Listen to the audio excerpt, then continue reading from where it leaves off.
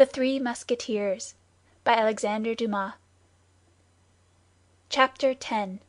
A Mousetrap in the 17th Century. The invention of the mousetrap does not date from our days. As soon as societies, in forming, had invented any kind of police, that police invented mousetraps. As perhaps our readers are not familiar with the slang of the Rue de Jerusalem, and as it is 15 years since we applied this word for the first time to this thing, allow us to explain to them what is a mousetrap. When in a house, of whatever kind it may be, an individual suspected of any crime is arrested, the arrest is held secret. 4 or 5 men are placed in an ambuscade in the front room. The door is opened to all who knock. It is closed after them, and they are arrested, so that at the end of 2 or 3 days they have in their power almost all the habitués of the establishment. And that is a mousetrap. The apartment of M. Bonacieux, then, became a mousetrap, and whoever appeared there was taken and interrogated by the cardinal's people. It must be observed that as a separate passage led to the first floor in which D'Artagnan lodged, those who called on him were exempted from this detention. Besides, nobody came thither but the Three Musketeers. They had all been engaged in earnest search and inquiries, but had discovered nothing. Athos had even gone so far as to question M. de Tréville, a thing which, considering the habitual reticence of the worthy Musketeer, had very much astonished his captain. But M. de Tréville knew nothing, except that the last time he had seen the cardinal, the king, and the queen, the cardinal looked very thoughtful, the king uneasy, and the redness of the queen's eyes denoted that she had been sleepless or tearful. But this last circumstance was not striking, as the queen, since her marriage, had slept badly and wept much.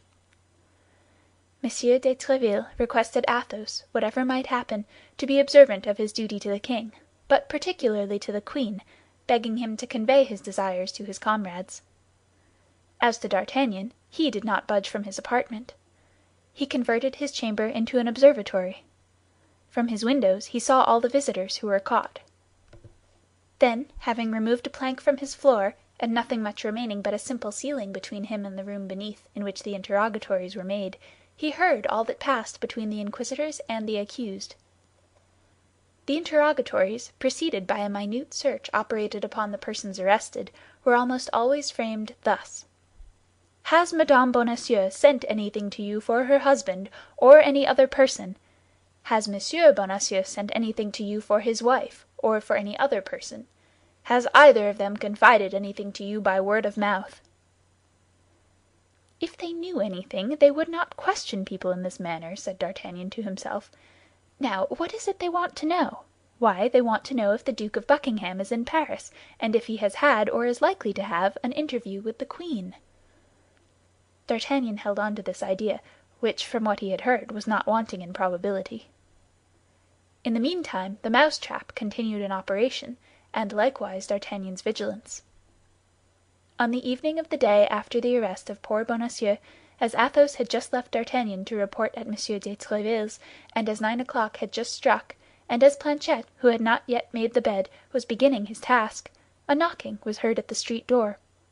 The door was instantly opened and shut. Someone was taken in the mousetrap. D'Artagnan flew to his hole, laid himself down on the floor at full length, and listened. Cries were soon heard, and then moans, which someone appeared to be endeavoring to stifle. There were no questions. "The devil!" said D'Artagnan to himself. "It seems like a woman. They search her, she resists, they use force. The scoundrels!" In spite of his prudence, D'Artagnan restrained himself with great difficulty from taking a part in the scene that was going on below. "But I tell you that I am the mistress of this house, gentlemen. I tell you I am Madame Bonacieux. I tell you I belong to the queen!" cried the unfortunate woman. "Madame Bonacieux," murmured D'Artagnan. "Can I be so lucky as to find what everybody is seeking for?" The voice became more and more indistinct. A tumultuous movement shook the partition. The victim resisted as much as a woman could resist 4 men. "Pardon, gentlemen, murmured the voice, which could now only be heard in inarticulate sounds. "They are binding her! They are going to drag her away!" cried D'Artagnan to himself, springing up from the floor. My sword! Good, it is by my side. Planchet!" "Monsieur?" "Run and seek Athos, Porthos, and Aramis. One of the three will certainly be at home, perhaps all three. Tell them to take arms, to come here, and to run. Ah, I remember, Athos is at Monsieur de Tréville's." "But where are you going, monsieur? Where are you going?" "I am going down by the window, in order to be there the sooner," cried D'Artagnan. "You put back the boards, sweep the floor, go out at the door, and run as I told you." "Oh, monsieur, monsieur, you will kill yourself!" cried Planchet. "Hold your tongue, stupid fellow," said D'Artagnan; and laying hold of the casement, he let himself gently down from the first story, which fortunately was not very elevated, without doing himself the slightest injury. He then went straight to the door and knocked, murmuring, "I will go myself and be caught in the mousetrap. But woe be to the cats that shall pounce upon such a mouse!" The knocker had scarcely sounded under the hand of the young man before the tumult ceased, steps approached, the door was opened, and D'Artagnan, sword in hand, rushed into the rooms of M. Bonacieux, the door of which, doubtless acted upon by a spring, closed after him. Then those who dwelt in Bonacieux's unfortunate house, together with the nearest neighbors, heard loud cries, stamping of feet, clashing of swords, and breaking of furniture. A moment after, those who, surprised by this tumult, had gone to their windows to learn the cause of it, saw the door open, and four men, clothed in black, not come out of it, but fly, like so many frightened crows, leaving on the ground and on the corners of the furniture feathers from their wings, that is to say, patches of their clothes and fragments of their cloaks. D'Artagnan was conqueror. Without much effort, it must be confessed, for only one of the officers was armed, and even he defended himself for form's sake. It is true that the three others had endeavored to knock the young man down with chairs, stools, and crockery, but 2 or 3 scratches made by Gascon's blade terrified them. 10 minutes sufficed for their defeat, and D'Artagnan remained master of the field of battle. The neighbors who had opened their windows, with the coolness particular to the inhabitants of Paris in these times of perpetual riots and disturbances, closed them again as soon as they saw the 4 men in black flee, their instinct telling them that for the time all was over. Besides, it began to grow late, and then, as today, people went to bed early in the quarter of Luxembourg. On being left alone with Mme. Bonacieux, D'Artagnan turned toward her. The poor woman reclined where she had been left, half fainting upon an armchair. D'Artagnan examined her with a rapid glance. She was a charming woman of 25 or 26 years, with dark hair, blue eyes, and a nose slightly turned up, admirable teeth, and a complexion marbled with rose and opal. There, however, ended the signs which might have confounded her with a lady of rank. The hands were white, but without delicacy. The feet did not bespeak the woman of quality. Happily, D'Artagnan was not yet acquainted with such niceties. While D'Artagnan was examining Mme. Bonacieux, and was, as we have said, close to her, he saw on the ground a fine cambric handkerchief, which he picked up, as was his habit, and at the corner of which he recognized the same cipher he had seen on the handkerchief which had nearly caused him and Aramis to cut each other's throat. From that time D'Artagnan had been cautious with respect to handkerchiefs with arms on them, and he therefore placed in the pocket of Mme. Bonacieux the one he had just picked up. At that moment Mme. Bonacieux recovered her senses.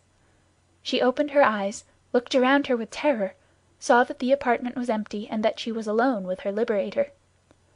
She extended her hands to him with a smile. Mme. Bonacieux had the sweetest smile in the world. "Ah, monsieur," said she, "you have saved me. Permit me to thank you." "Madame," said D'Artagnan, "I have only done what every gentleman would have done in my place. You owe me no thanks." "Oh, yes, monsieur, oh, yes!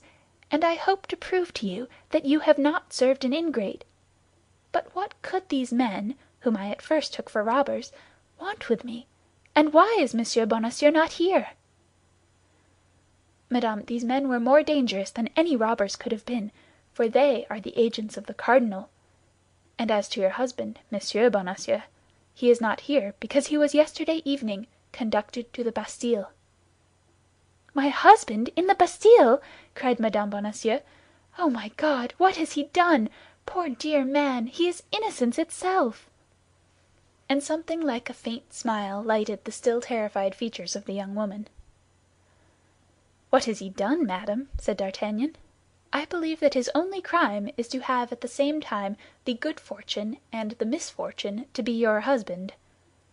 "But, monsieur, you know, then—" "I know that you have been abducted, madame." "And by whom? Do you know him? Oh, if you know him, tell me!"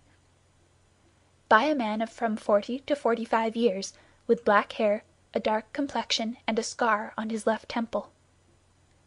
"That is he, that is he! But his name?"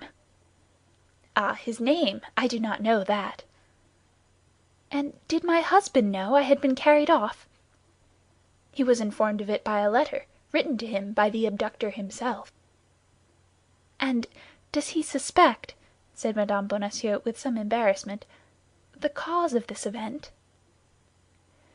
"He attributed it, I believe, to a political cause." "I doubted from the first, and now I think entirely as he does. Then my dear Monsieur Bonacieux has not suspected me a single instant?" "So far from it, madame, he was too proud of your prudence, and above all, of your love." A second smile, almost imperceptible, stole over the rosy lips of the pretty young woman. "But," continued D'Artagnan, "how did you escape?" "I took advantage of a moment when they left me alone, and as I had known since morning the reason of my abduction, with the help of the sheets I let myself down from the window. Then, as I believed my husband would be at home, I hastened hither." "To place yourself under his protection?" "Oh, no, poor dear man! I knew very well that he was incapable of defending me; but as he could serve us in other ways, I wished to inform him." "Of what?" "Oh, that is not my secret. I must not, therefore, tell you." "Besides," said D'Artagnan, "pardon me, madame, if, guardsman as I am, I remind you of prudence. Besides, I believe we are not here in a very proper place for imparting confidences. The men I have put to flight will return reinforced. If they find us here, we are lost. I have sent for 3 of my friends, but who knows whether they were at home?" "Yes, yes, you are right!" cried the affrighted Mme. Bonacieux. "Let us fly! Let us save ourselves!" At these words she passed her arm under that of D'Artagnan, and urged him forward eagerly. "But whither shall we fly? Whither escape?" "Let us first withdraw from this house; afterward we shall see." The young man and the young woman, without taking the trouble to shut the door after them, descended into the Rue des Fossoyeurs rapidly, turned into the Rue des Fossés Monsieur le Prince, and did not stop till they came to the Place Saint Sulpice. "And now what are we to do, and where do you wish me to conduct you?" asked D'Artagnan. "I am quite at a loss how to answer you, I admit," said Mme. Bonacieux. "My intention was to inform Monsieur Laporte, through my husband, in order that Monsieur Laporte might tell us precisely what had taken place at the Louvre in the last 3 days, and whether there is any danger in presenting myself there." "But I," said D'Artagnan, "can go and inform Monsieur Laporte." "No doubt you could, only there is one misfortune, and that is that Monsieur Bonacieux is known at the Louvre, and would be allowed to pass, whereas you are not known there, and the gate would be closed against you." "Ah, bah!" said D'Artagnan, "you have at some wicket of the Louvre a concierge who is devoted to you, and who, thanks to a password, would—" Mme. Bonacieux looked earnestly at the young man. "And if I give you this password," said she, "would you forget it as soon as you used it?" "By my honor, by the faith of a gentleman," said D'Artagnan, with an accent so truthful that no one could mistake it. "Then I believe you. You appear to be a brave young man. Besides, your fortune may perhaps be the result of your devotedness." "I will do, without a promise and voluntarily, all that I can do to serve the king and be agreeable to the queen. Dispose of me, then, as a friend." "But where shall I go meanwhile?" "Is there nobody from whose house Monsieur Laporte can come and fetch you?" "No, I can trust nobody." "Stop," said D'Artagnan, "we are near Athos's door. Yes, here it is." "Who is this Athos?" "One of my friends." "But if he should be at home and see me—" "He's not at home, and I will carry away the key, after having placed you in his apartment." "But if he should return?" "Oh, he won't return; and if he should, he will be told that I have brought a woman with me, and that woman is in his apartment." "But that will compromise me sadly, you know." "Of what consequence? Nobody knows you. Besides, we are in a situation to overlook ceremony." "Come, then, let us go to your friend's house. Where does he live?" "Rue Férou, 2 steps from here." "Let us go." Both resumed their way. As D'Artagnan had foreseen, Athos was not within. He took the key, which was customarily given him as one of the family, ascended the stairs, and introduced Mme. Bonacieux into the little apartment of which we have given a description. "You are at home," said he. "Remain here, fasten the door inside, and open it to nobody unless you hear 3 taps like this," and he tapped thrice, 2 taps close together and pretty hard, the other after an interval, and lighter. "That is well," said Mme. Bonacieux. "Now, in my turn, let me give you my instructions." "I am all attention." "Present yourself at the wicket of the Louvre, on the side of the Rue de l'Echelle, and ask for Germain." "Well, and then?" "He will ask you what you want, and you will answer by these 2 words, 'Tours' and 'Brussels.' He will at once put himself at your orders." "And what shall I command him?" "To go and fetch Monsieur Laporte, the queen's valet de chambre." "And when he shall have informed him and Monsieur Laporte is come—" "You will send him to me." "That is well; but where and how shall I see you again?" "Do you wish to see me again?" "Certainly." "Well, let that care be mine, and be at ease." "I depend upon your word." "You may." D'Artagnan bowed to Mme. Bonacieux, darting at her the most loving glance that he could possibly concentrate upon her charming little person; and while he descended the stairs, he heard the door closed and double locked. In 2 bounds he was at the Louvre. As he entered the wicket of l'Echelle, 10 o'clock struck. All the events we have described had taken place within a half hour. Everything fell out as Mme. Bonacieux prophesied.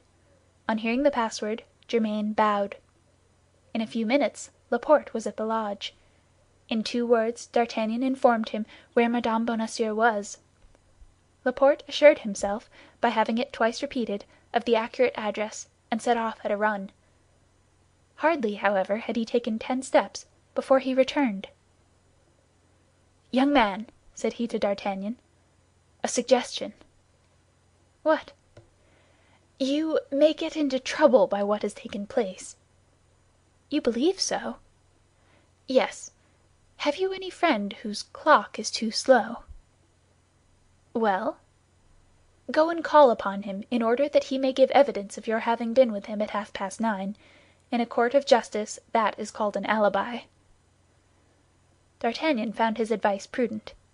He took to his heels and was soon at M. de Tréville's; but instead of going into the saloon with the rest of the crowd, he asked to be introduced to M. de Tréville's office.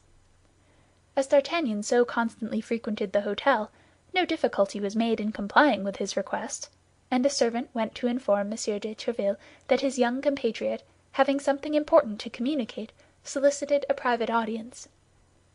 5 minutes after, M. de Tréville was asking D'Artagnan what he could do to serve him, and what caused his visit at so late an hour. "Pardon me, monsieur," said D'Artagnan, who had profited by the moment he had been left alone to put back M. de Tréville's clock 3/4 of an hour, "but I thought, as it was yet only 25 minutes past 9, it was not too late to wait upon you." "25 minutes past 9!" cried M. de Tréville, looking at the clock. "Why, that's impossible." "Look rather, monsieur," said D'Artagnan; "the clock shows it." "That's true," said M. de Tréville. "I believed it later; but what can I do for you?" Then D'Artagnan told M. de Tréville a long history about the queen. He expressed to him the fears he entertained with respect to her Majesty. He related to him what he had heard of the projects of the cardinal with regard to Buckingham, and all with a tranquillity and candor of which M. de Tréville was more the dupe, from having himself, as we had said, observed something fresh between the cardinal, the king, and the queen. As 10 o'clock was striking, D'Artagnan left M. de Tréville, who thanked him for his information, recommended him to have the service of the king and queen always at heart, and returned to the saloon. But at the foot of the stairs D'Artagnan remembered he had forgotten his cane.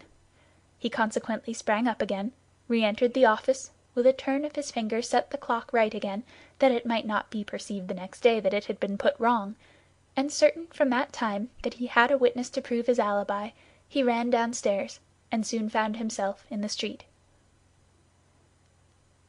Chapter 11.